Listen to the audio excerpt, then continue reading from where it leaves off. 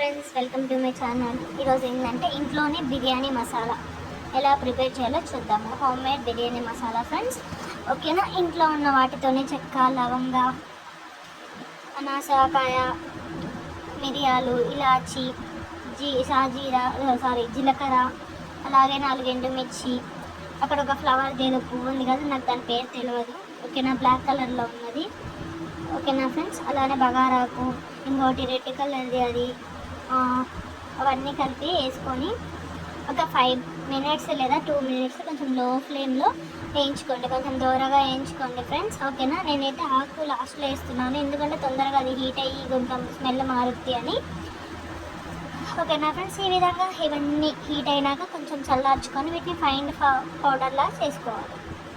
So బయట మసాలా కన్నా కూడా ఇంట్లోనే అప్పటికప్పుడు చేసుకొని బిర్యానీలోకి వేసుకుంటే చాలా బాగుంటుంది ఫ్రెండ్స్ మసాలా.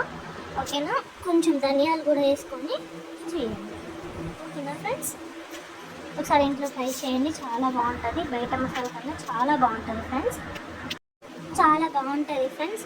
ఒకసారి ట్రై చేయండి.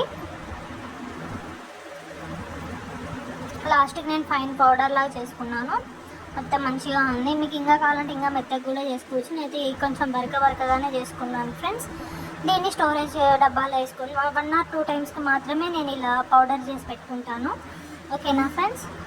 Thank you for